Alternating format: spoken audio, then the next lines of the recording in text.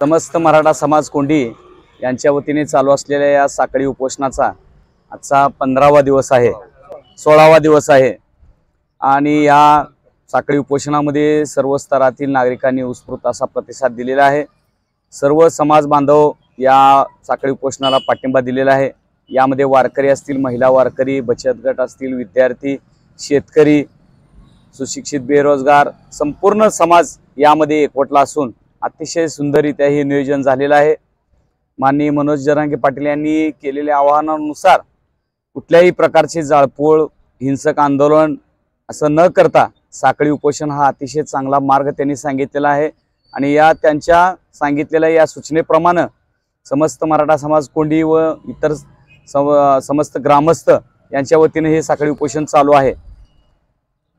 त्या दिवशी मनोज जरांगे पाटील यांची आपल्या गावामध्ये अशी चांगली अशी उत्स्फूर्त असं स्वागत झालं आणि त्यांनी ज्या सभेमध्ये त्यांनी मनोगत व्यक्त केलं आणि त्यांनी आपल्याला अंतरवाली सराटी येत्या 14 तारखेला भव्य अशी ऐतिहासिक सभा होणार आहे आणि त्या सभेला येण्यासाठी संपूर्ण मराठा समाज असा एकवटला पाहिजे आणि संपूर्ण गावामध्ये कोणीही मराठा समाजाचा पुरुष असेल हे गावामध्ये राहिलं नाही पाहिजे, संपूर्ण त्या सभेला आलं पाहिजे आणि ती सभा अशी ऐतिहासिक झाली पाहिजे जेणेकरून महाराष्ट्रामधील मराठा समाजाची ताकद या सरकारला कळली पाहिजे आणि त्यानुसार आपल्याला आरक्षण मिळालं पाहिजे आणि या सरकारवर दबाव टाकण्याची अतिशय सुंदर वेळ आहे आणि सर्वांनी या अंतरवाली सराटी येथे होणाऱ्या सभेला गर्दी करावी।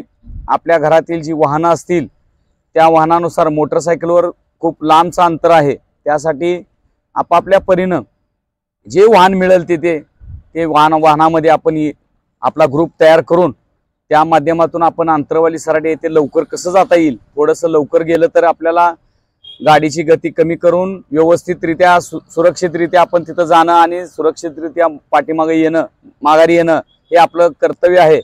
त्यानुसार आपलं नियोजन करून घ्यावं, आपापला ग्रुप तयार करून इथंच सांगण्यात यावं की कुठल्या वाहनामध्ये कोण आहे आणि त्याचा म्होरक्या कोण आहे किंवा एकावर जबाबदारी म्हणजे त्या जी जबाबदारी ज्यांनी घेतलेली आहे त्याला वारंवार आम्हाला फोन करता येईल की गाडी कुठपर्यंत गेलेली आहे, काय मागं पुढं झालं तर त्याचं नियोजन करता येईल आणि आपण एक वेळेस ताकद दाखवण्यासाठी थोडी प्रत्येक गोष्टीची झळ आपल्याला पोचणार आहे। स्वखर्चानं तिथं जाणं गरजेचं आहे। व्यवस्थितरित्या आपण भले आपल्या घरची शिदोरी घेऊन गेलं तरी बी काही हरकत नाही, आपल्याला फक्त तिथं उपस्थिती दाखवून आपल्या मराठ्यांची ताकद दाखवायची आहे। त्यासाठी योग्य असं नियोजन करावं। आतापर्यंत जवळजवळ 30 ते 40 गाड्यांची नोंदणी आपल्याकडे झालेली आहे। जे माल वाहतूक टमटमधारक आहेत त्यांनी त्यांच्या पद्धतीने त्यांचं नियोजन केलेलं आहे।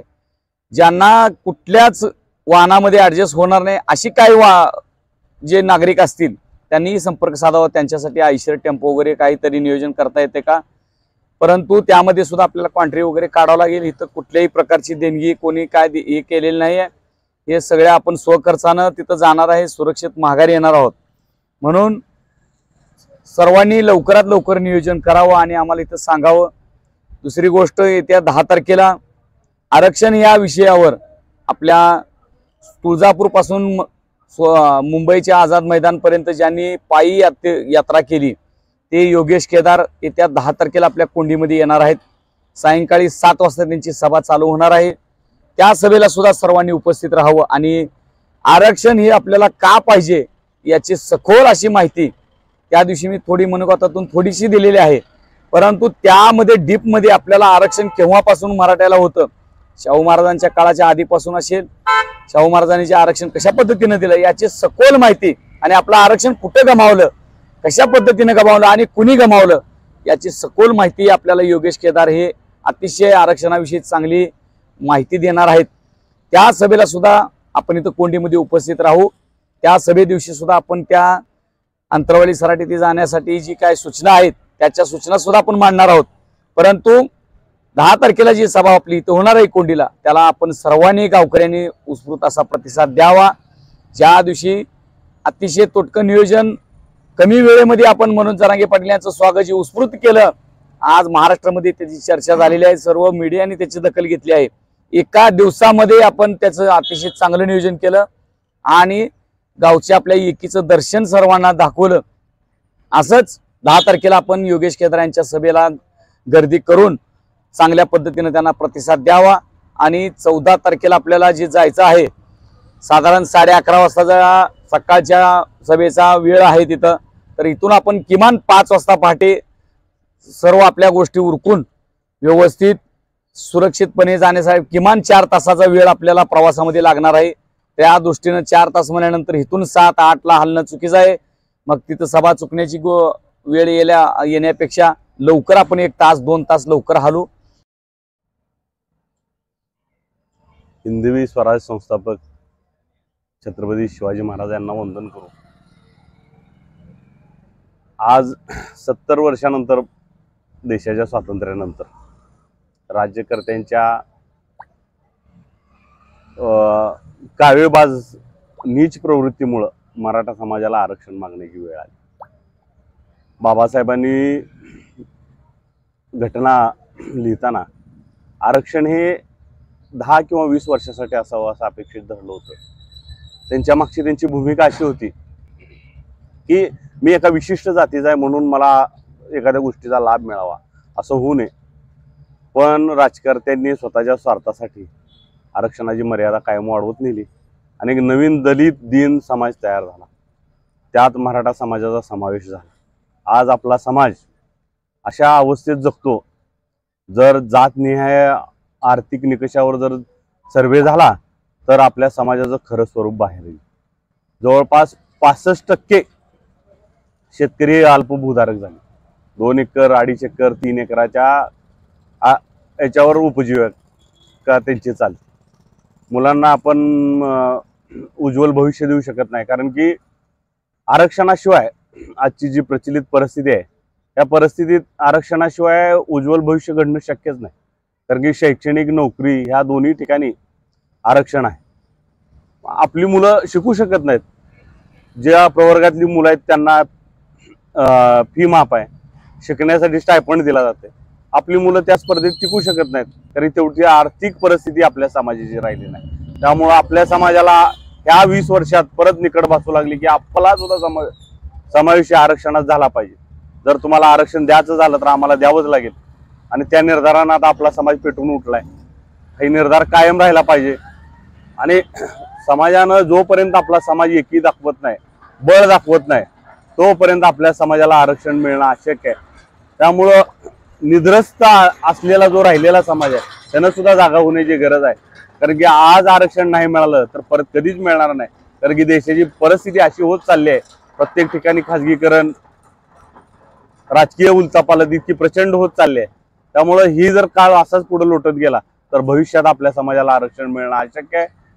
आपल्या समाजानं रेटा वाढवला पाहिजे, आज नाही तर परत कधी नाही, करो या मरोची स्थिती आहे। त्यामुळे येत्या 14 तारखेला आपल्या समाजानं आपल्या शक्तीचं प्रदर्शन केलंच पाहिजे, कारण ज्या वेळेस आपण मोर्चे जे महाराष्ट्रात मूक मोर्चे निघाले त्यानंतर आपला समाज थोडा जागृत झाला, एकत्र झाला आणि बाकी राज्यकर्त्यांनाही कळलं समाजाची ताकद काय। पण आपला राजकारण्यांची एक नीती आहे फोडा आणि जोडा, ती नीती वापरत राहिल्यामुळं आतापर्यंत आपल्याला आरक्षण मिळालं नाही। पण ही जरांगे पाटलांच्या या आंदोलनामुळं आपला समाज परत एकदा झेंडा सोडून, पक्षीय झेंडा सोडून एकत्र यायला लागलाय। ही मोठ अशीच ठेवायला पाहिजे, तरच आपल्याला आरक्षण मिळणार आहे। त्यामुळे माझी सगळ्यांना कळकळीची विनंती आहे की येत्या 14 तारखेला आपण आपलं विराट विश्वरूप जगाला दाखवलं पाहिजे। एवढं बोलून मी थांबतो। जय हिंद, जय महाराष्ट्र।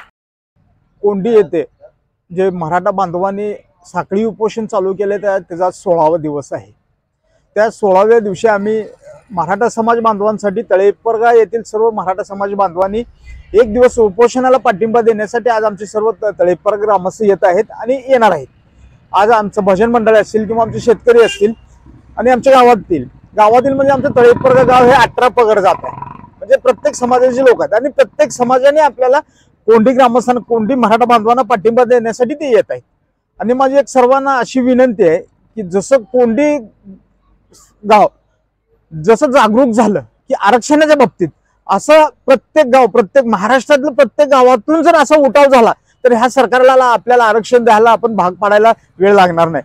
पण दुर्दैवी असं आहे की प्रत्येक गावात मराठा समाज आहे, प्रत्येक शहरात आहे, पण तो अजून जागरूक झालेला नाही। तर मी कोंडी गावचे धन्यवाद मानतो, कोंडी गावच्या समाजाचे धन्यवाद मानतो, मराठा समाज आहे की त्यांनी चांगली सुरुवात केली आणि हे सुरुवात बघून जिल्ह्यातील प्रत्येक गावाने उपोषण हे ठेवलंच पाहिजे आणि सरकारला आरक्षण द्यायला भाग पाडलंच पाहिजे. मराठा आरक्षणाचा अनेक व्यासपीठावर सांगितलं काय कारण आहे, कशासाठी पाहिजे. कारण का अनेक अडचणी आहेत महाराज. आपण प्रत्येक ठिकाणी क्षेत्रामध्ये बघतो, प्रत्येक क्षेत्रामध्ये आपल्या मराठी माणसाला लांब राहावं लागतं. कशासाठी? आरक्षणामुळं. एवढे शिकलेले असतात परंतु उच्च शिक्षणामध्ये, मोठ्या अधिकाऱ्यामध्ये, IPS अधिकाऱ्यामध्ये, UPS अधिकाऱ्यामध्ये, कलेक्टर ऑफिसमध्ये असू द्या, सर्वांना बहुजना म्हणजे आपल्यापेक्षा कमी मार्क असून त्यांना तिथं स्थान आहे महाराज. परंतु आपण एवढे गुण घेऊन मागे सरकतो. त्यासाठी आपल्या मनोज जरंगे पाटलांचा लढा चालू केलेला आहे. त्यामध्ये महाराष्ट्रामध्ये प्रचंड असा प्रतिसाद मिळाला आहे. पण त्यांच्या सभेसाठी न भूतो न भविष्यता आतापर्यंत हे असं कधीच घडलं नाही. हे करण्यासाठी येत्या 14 तारखेला आपल्या गावातून कमीत कमी 1000 लोकसंख्येच्या संख्येने आपण ह्या उपोषणाला किंवा जाहीर सभेला जावं ही विनंती आहे. कारण का मनोज जरंगे पाटील आता सध्या 40 दिवस झाले त्यांनी अजून आपलं घर बघितलं नाही. कुठल्याही धर्माचं कारण करत असताना त्याग हा महत्वाचा आहे महाराज. त्याग केल्याशिवाय कुठली गोष्ट मिळत नाही. कारण का छत्रपती संभाजी महाराज असतील, शिवाजी महाराज असतील, यांनी त्याग केला म्हणून त्यांची सध्या नावं निघतात महाराज. छत्रपती शिवाजी महाराज यांनी किती त्याग केलेला आहे. अनेक सर्व समाजाच्या माव्यांना एकत्र घेऊन हिंदवी स्वराज्य स्थापना केली. त्याच्यामध्ये 12 बलुतेदार असतील, मोमीन समाज असतील. छत्रपती शिवाजी महाराजांचे 27 अंगरक्षक आहेत, त्यातील 13 अंगरक्षक हे मुसलमानाचे आहेत. परंतु हे अंगरक्षक त्यांच्या मनाला आलं, स्वतःचा प्राण गेला तर 72, पण आपल्या महाराजाच्या केसाला हात लागता कामा नये ही त्यांची अंतःकरणातली इच्छा होती. पुन्हा आपण जे 14 तारखेला जाणार आहोत, प्रत्येक जण आपल्या स्वखर्चाने एका वाहनामध्ये 10 व्यक्ती असतील, आयशर असेल, 4 व्हीलर असेल, त्यामध्ये स्वखर्चाने पाणी जेवणाची सोय करून त्या सभेसाठी मोठ्या संख्येने आपल्या गावातून हाजरी पाहिजे महाराज. कारण का मनोज जरंगे पाटलांनी हा लढा जो केला आहे तो एकट्यासाठी नाही महाराज. तुम्ही आम्ही खेळीमेळी गदारोळी आनंदी हा सर्वांनी. मगाशी आमचे एका शिवभक्तांनी सांगितलं की एक एक ताट गोळा केल्यानंतर जसं लाकडाचं उदाहरण दिलं, जशी पेंडी आपण बांधतो महाराज, एखादा शेतकरी सरण शेतकरी एक एक ताट गोळा करतो आणि त्याची पेंडी बांधतो महाराज. किती सुसाट्याचा वारा येऊ द्या, एकदा पेंडी बांधल्यानंतर काय ती ताट विखुरण्याची काय विखुरू नाही शकत नाहीत. तसं महाराज आपण सर्वांनी एकत्र येऊन ह्या लढ्याला जशी पेंडी बांधल्यानंतर सुसाट्याचा वारा येऊ द्या तशी पेंडी हालत नाही, त्याप्रमाणे एक मराठा लाख मराठा या सगळ्या बहुसंख्येने आपण येत्या 14 तारखेला ठीक 11:30 वाजता अंतरवाली सराटी येथे बहुसंख्येने उपस्थित राहावं हीच एक आपल्या सर्वांना कळकळीची विनंती आहे. जय जिजाऊ, जय शिवराय, जय जिजाऊ. जय शिवराय. कोण म्हणतो देत नाही, घेतल्याशिवाय राहत नाही. कोण म्हणतो